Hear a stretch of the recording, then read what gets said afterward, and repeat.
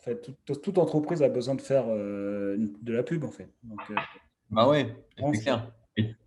Et tout le monde suit un influenceur aujourd'hui. Même nos mamans, moi je sais que tu sais, elles regardent des vidéos sur YouTube, tu vois, tout le monde va suivre un influenceur. Mhm. Et donc, c'est toujours intéressant en fait de passer par le marketing d'influence. Mais le problème aujourd'hui, c'est que c'est un milieu qui est un peu compliqué, tu vois.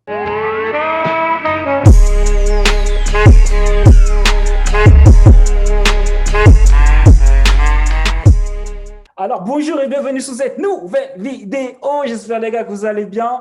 Depuis la dernière fois, n'hésitez pas à t'abonner, les gars. Alors, pourquoi vous ne voulez pas vous abonner? Alors, n'hésitez pas à t'abonner, à cliquer sur la cloche pour recevoir toutes les notifications.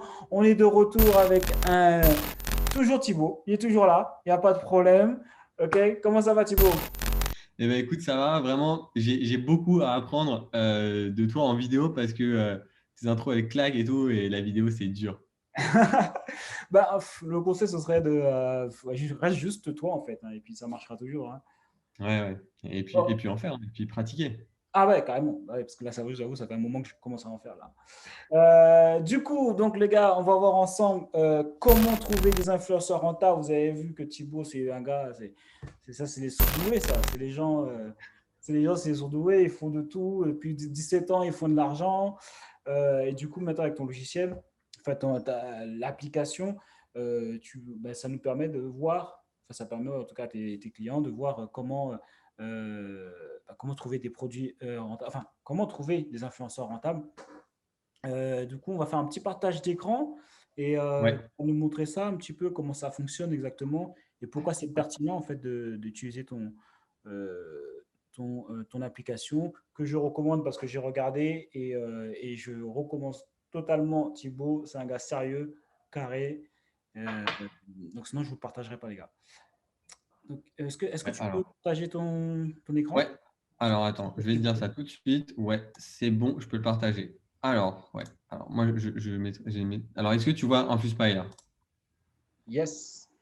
Ouais. Alors, juste avant de commencer, je ne suis pas surdoué. Je suis vraiment un mec lambda avec des problèmes de productivité, des addictions. Enfin, vraiment, j'ai du mal à me passer de jeux vidéo, j'ai du mal à exécuter, etc. Donc, vraiment, je ne suis pas surdoué et c'est à la portée de tout le monde, les gars.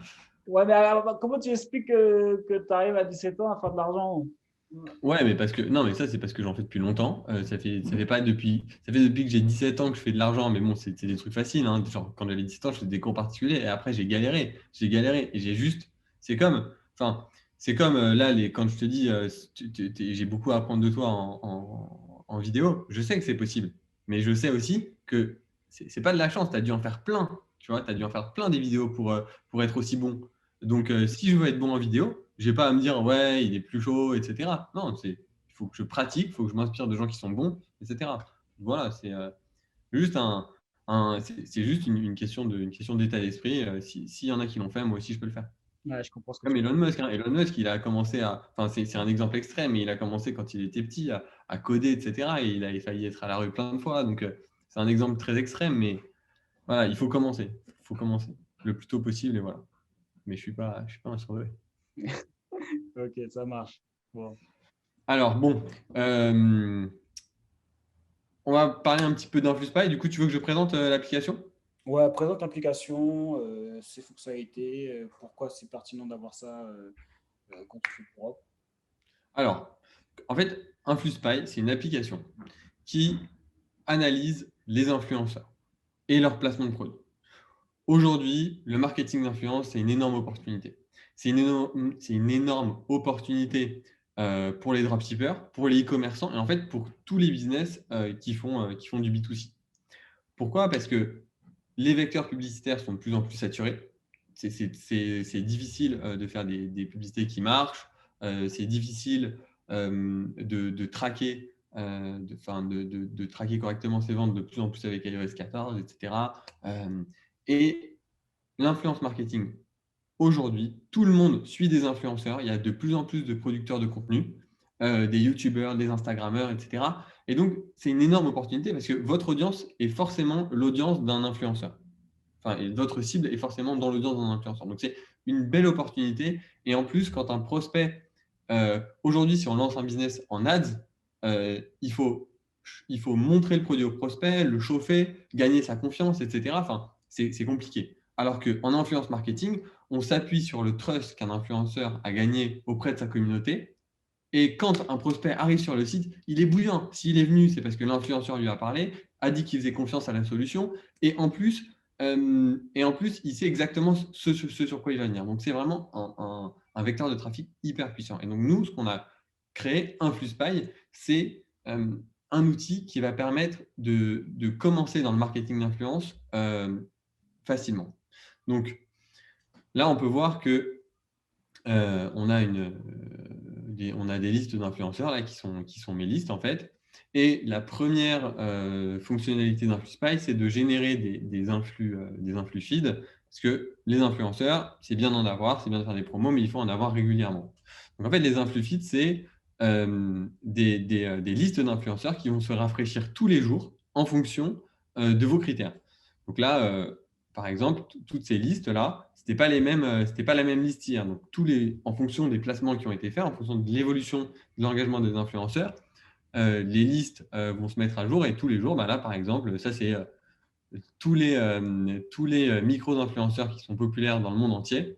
Voilà, ça, c'est l'estimation de InfluSpy. Et donc, si j'ai une marque mass market, on va dire, bah, c'est des influenceurs qui sont pertinents à contacter, que je peux ajouter dans une liste, etc. Ça veut dire quoi, micro-influenceur? C'est quoi la différence Ouais. entre les influenceurs? Euh, Là, en fait, j'ai mis moins de 100 000 influenceurs, D'accord. par exemple. Donc, c'est pas, en fait, c'est pas micro, hein.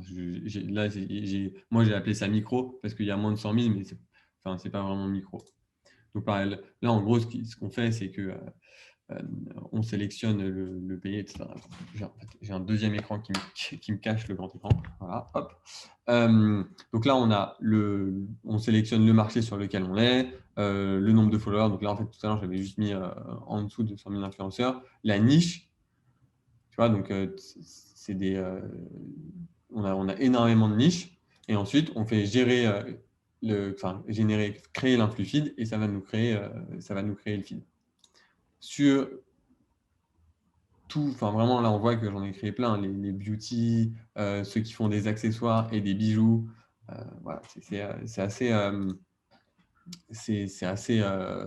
poussé et c'est surtout ça se régénère tous les jours en fonction des changements qu'il y a eu sur le marché, on a des nouveaux influenceurs.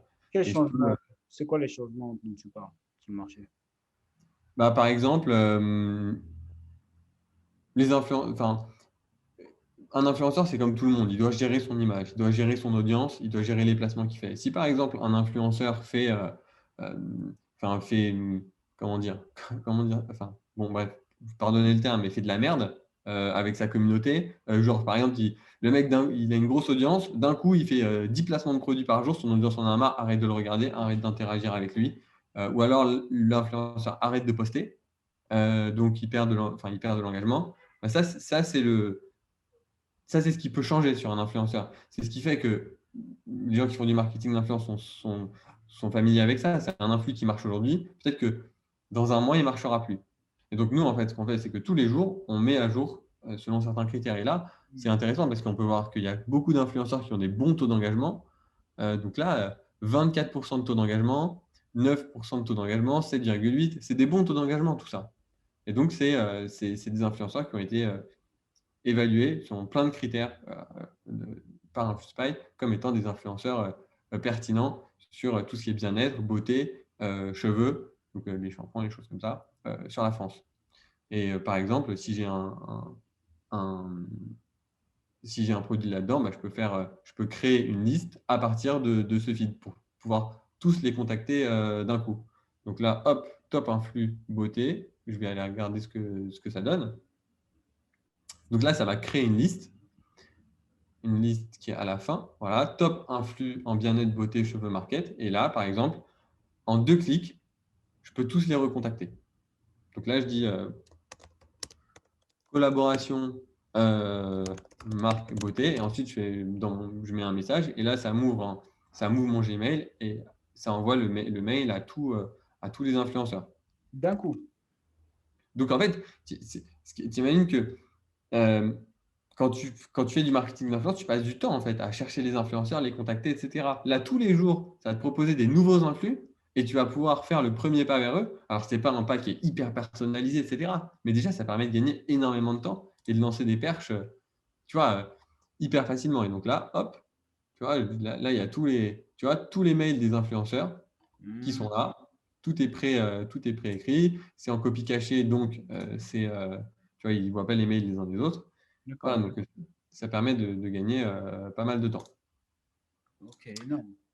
Donc, Donc, là, imaginons, bon, là, moi, je viens de commencer le drop. J'ai entendu que l'influence, le placement d'influence, je suis convaincu que c'est ce trafic-là que je vais utiliser, ou l'un des trafics que je vais utiliser pour ma boutique. Alors, du coup, alors, comment je fais? J'ai mon produit. Alors, je cherche un produit, par exemple. J'aimerais savoir alors, un produit qui fonctionne, hein. si tu veux trouver un produit qui fonctionne, on a par exemple cet onglet-là dans InfusePy qui est nouveau, qui permet en fait d'aller chercher un produit. Enfin, on voit tous les produits qui sont mis en avant par les influenceurs. Euh, donc là, par exemple, on a du vêtement. Là, on a un produit sur une boisson énergisante. Ça, c'est un thermomètre, c'est un bon produit de drop, ça, qui marche bien. Enfin, tu vois, là, on a absolument euh, tous les produits. D'accord. Moi, ce que je ferais, c'est que euh, une méthode assez facile. Imaginons demain, tu veux te lancer dans le marketing d'influence avec un produit, donc probablement en dropshipping parce que c'est facile, tu peux vendre un produit qui est disponible en Chine et le vendre directement en France. Donc, et tout le monde vend les mêmes produits. Donc, tu peux très bien regarder un produit qui marche bien en France pour le vendre dans un marché similaire.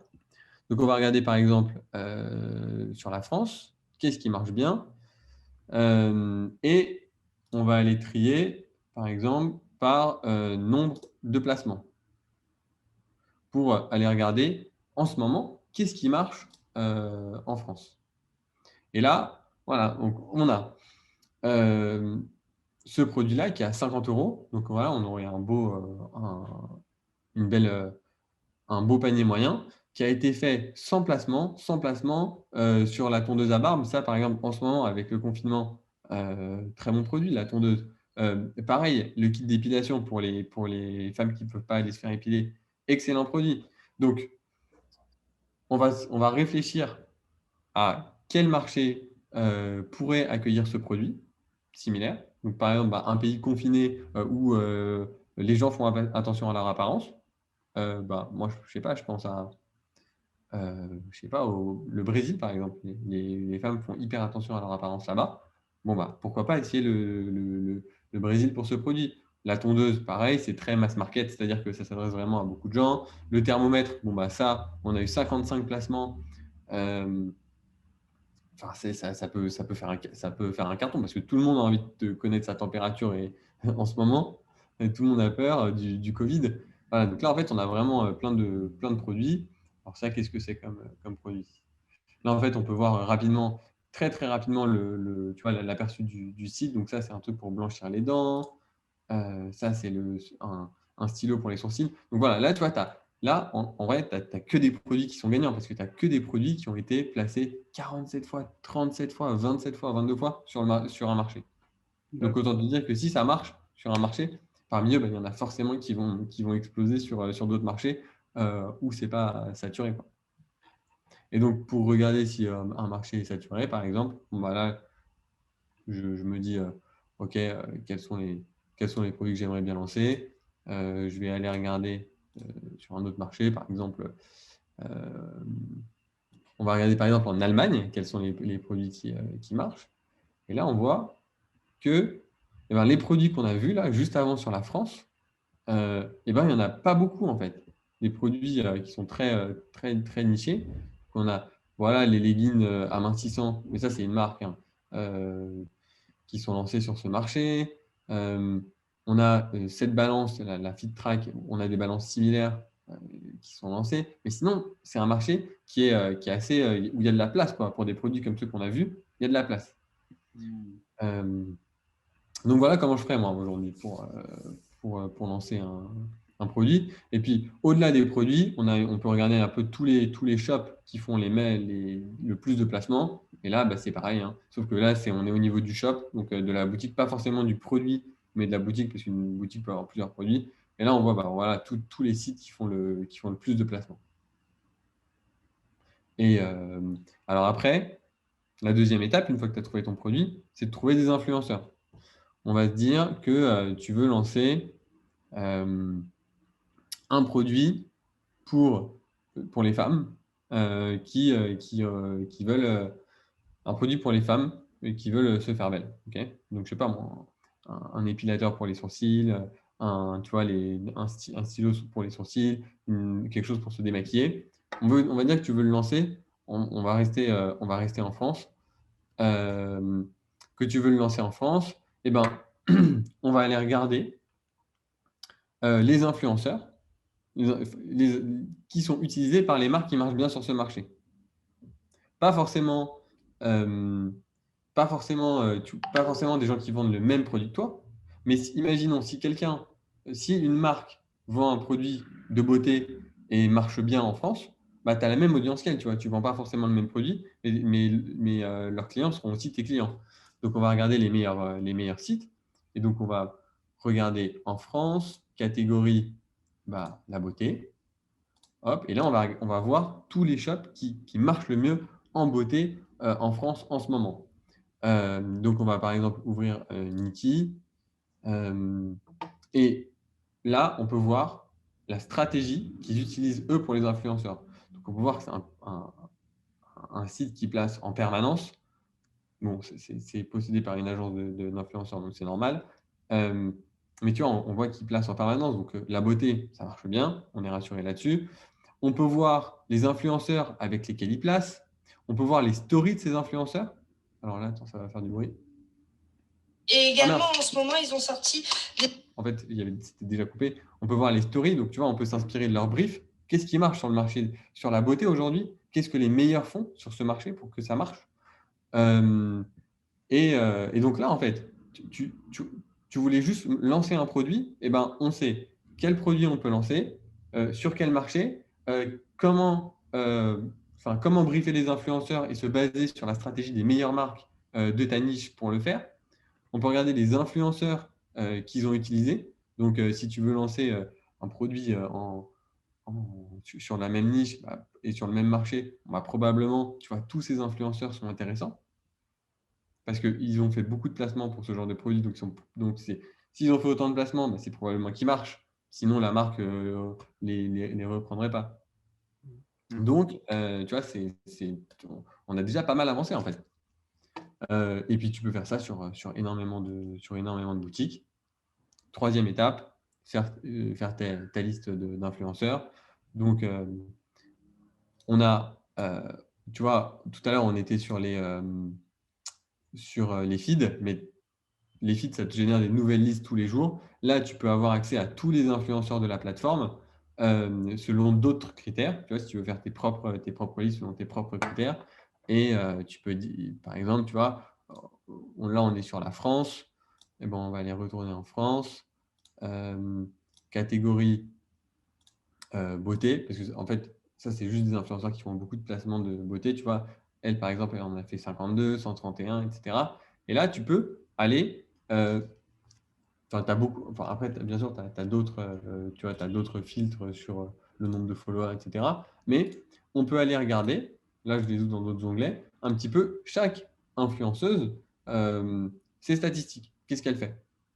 Donc on va aller regarder là, par exemple, Maeva, quel est son nombre de followers, le taux d'engagement de ses followers, où sont ses followers. Ça, c'est très important. Si tu fais un produit en France, par exemple, que tu ne peux pas vendre ailleurs, il faut savoir pourquoi tu la paies, en fait.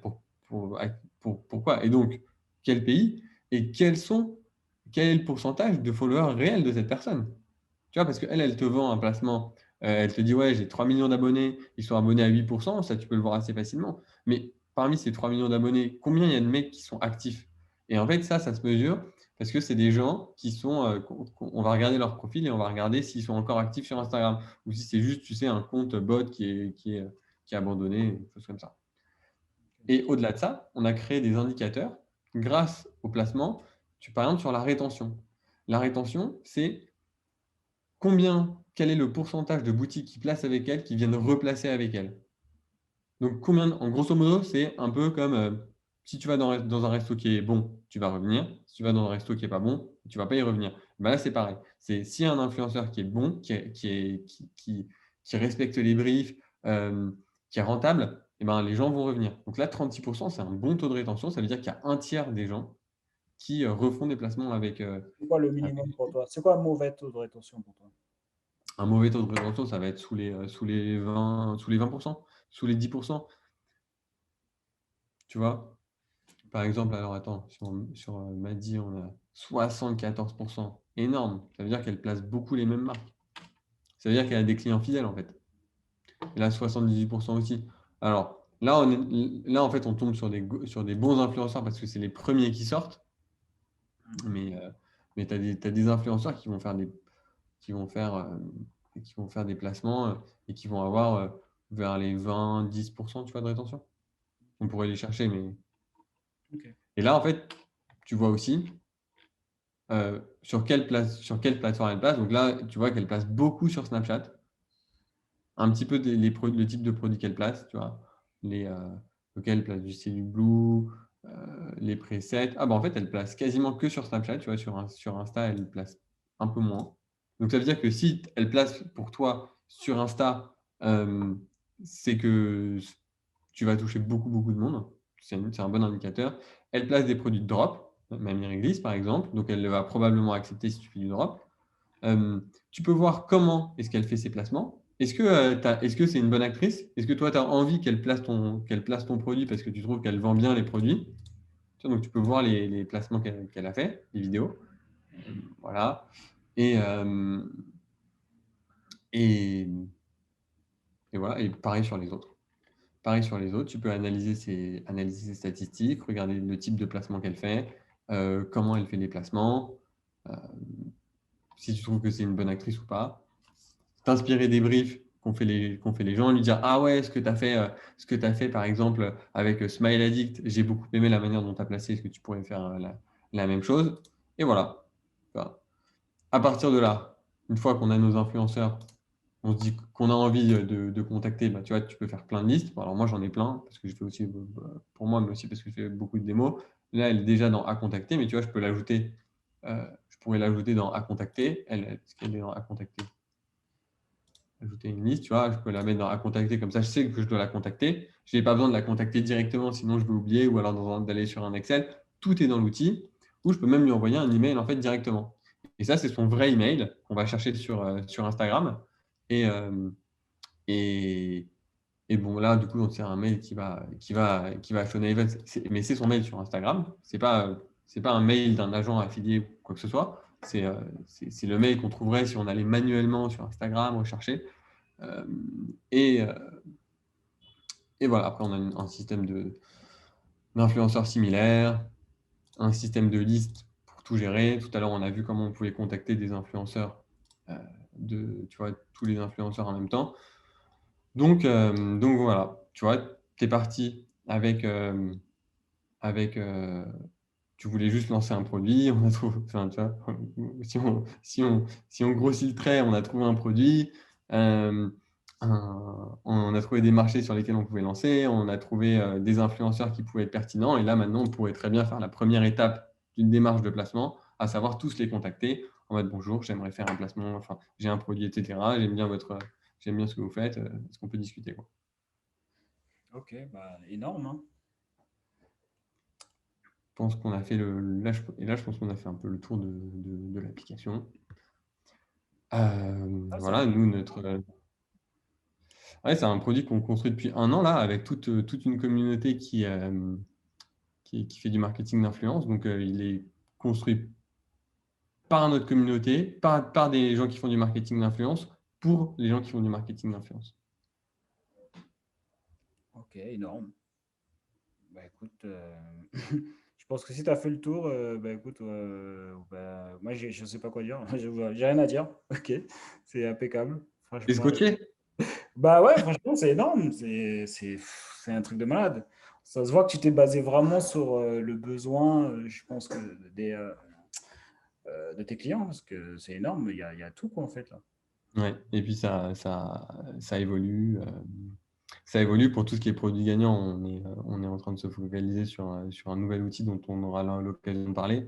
Mais sinon, c'est effectivement enfin, on s'est vraiment basé sur eux. Et puis, notre but, c'est de vraiment faire en sorte que l'influence marketing soit de plus en plus facile. Donc, voilà. Et bah, déjà, là, je pense que ça facilite beaucoup, déjà, là, Ouais. pour l'e-commerce et tout.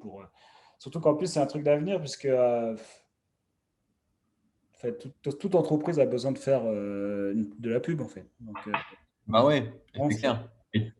Et tout le monde suit un influenceur aujourd'hui. Même nos mamans, moi je sais que tu sais, elles regardent des vidéos sur YouTube, tu vois, tout le monde va suivre un influenceur. Mhm. Et donc, c'est toujours intéressant en fait de passer par le marketing d'influence.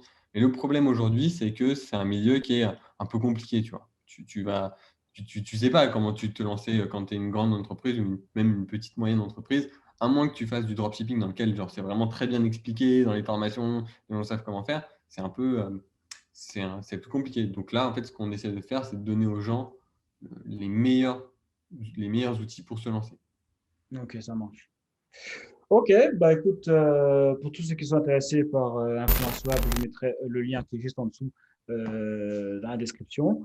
Bah, je pense qu'on a fait le tour, hein. Je pense qu'on peut conclure, hein. Ouais, merci beaucoup de m'avoir reçu une nouvelle fois. Ah, bah écoute, ça fait plaisir. Attends, c'est un outil qui peut vraiment aider énormément de gens, super efficace. Donc, non, c'est toujours un plaisir, hein. Donc voilà, les gars, c'est tout pour cette vidéo. N'hésite pas à mettre un j'aime et un j'aime pas parce que tu es un rageux, tout simplement, t'es rageux. Et donc vous avez le lien qui est dans la description. Si jamais vous voulez lancer dans le marketing d'influence, hein, ça peut être intéressant pour tout le monde, hein. J'ai même pensé, je ne sais pas s'il y a des gens qui ont déjà essayé ça, même pour vendre des formations en ligne ou des coachings. Je ne sais pas comment ça fonctionnerait, il faudrait voir, il faudrait trouver le bon influenceur. Bref. Mm. Ben donc voilà, c'est tout pour cette vidéo, gars. On lâche rien et on reste déterminé. Il y a eux et il y a nous. C'est ton camp.